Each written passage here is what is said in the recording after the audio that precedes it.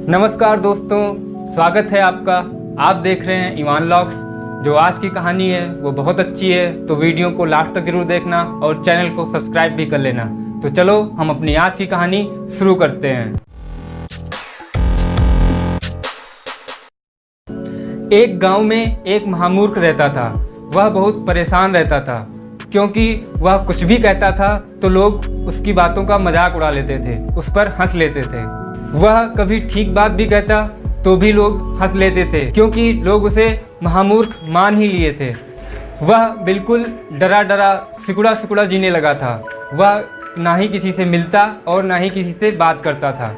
वह अगर किसी से बोले तो लोग हंस लेते थे, ना बोले तो हंसते थे, किसी से बात करे तो भी लोग हंस लेते थे, अगर बात ना भी करे तो भी लोग उसका मजाक उड़ाते थे। फिर उस गांव में एक फकीर आया तो वह महामूर्ख उस फकीर के पास गया, उसके पैर पकड़े और उसने कहा कि मुझे कुछ आशीर्वाद दीजिए।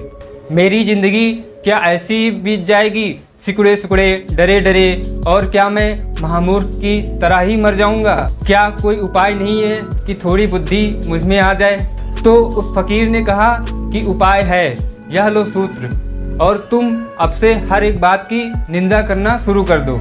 तो उसने कहा कि निंदा क्यों करनी है और निंदा करने से क्या होगा? तो उस फकीर ने कहा कि तू पहले ये 7 दिन कर, फिर मेरे पास आना। तो उस महामूर्ख ने फिर से पूछा कि निंदा में करना क्या है? उस फकीर ने कहा कि कोई कुछ भी कहे, तुम्हें सिर्फ नकारात्मक वक्तव्य देना है, उसे सिर्फ नकार देना है। कि जैसे कोई कहे कि कितना सुंदर पहाड़ है, कितनी सुंदर बर्फ जमी है, तो तुम कहना कि इसमें सुंदर क्या है? बर्फी तो जो है, जब ये पिघलेगी तो ये पहाड़ फिर से खुरदुरे हो जाएंगे, फिर से वही पत्थर हो जाएंगे।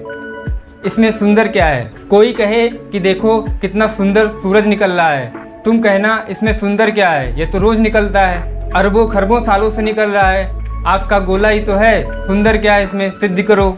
और कोई कहे कि देखो जीसस के वचन कितने प्यारे हैं, तो तुम कहना इसमें प्यारा क्या है? कौन सी बात नई कही गई है? हमेशा से तो यही कहा गया है, सब पिटा पिटाया है, सब उधार है।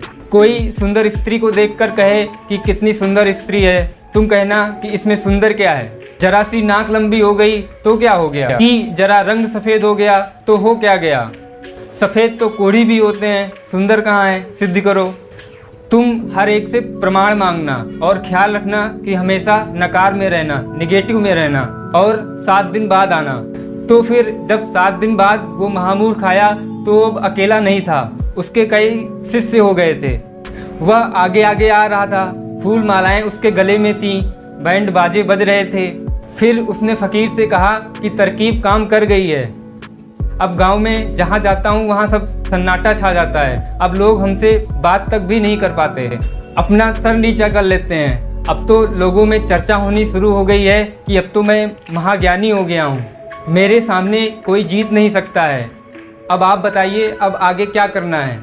तो उस फकीर ने कहा कि अब आगे तो कुछ करना भी मत, अब बस तुम इसी पे रुके रहना। अगर तुम्हें ज्ञानी बने रहना है तो कभी सोच में मत पड़ना, जो भी कहा जाए हमेशा नकारात्मक रहना, तो तुम्हें कोई हरा ही न सकेगा। तो मैंने ये कहानी आपको इसलिए सुनाई कि हमारी लाइफ में भी चारों तरफ कुछ ऐसे ही महामूर्ख लोग होते हैं जो हर एक बात में निगेटिविटी ला देते हैं। और निगेटिव सेंटेंस की एक ख़ास बात यह होती है कि उन्हें गलत सिद्ध करना बड़ा मुश्किल होता है। जैसे मैं आपसे कहूँ कि ये दुनिया बहुत ख़राब है, और मैं इसके आपको ऐसे ऐसे उदाहरण दे सकता हूँ कि आप भी मान लेंगे कि हाँ ये दुनिया बहुत ख़राब है। हम जैसे चीज़ों को देखते हैं, चीज़ें हमें वैसी ही दिखाई देना शुरू हो जाती हैं। अगर हम उन्हें अच्छे ढंग से देखेंगे तो चीज़ें हमें सारी अच्छी लगने लगेंगी, और अगर हम उन्हें गलत नज़रिए से देखेंगे तो हमें चीज़ें सारी गलत नज़र आएंगी। तो आपको हमारी ये कहानी कैसे लगी हमें कमेंट करके ज़रूर बताना, वीडियो को लाइक कर देना और चैनल को सब्सक्राइब कर लेना। मिलते हैं आपको अपनी अगली कहानी में। जय हिंद।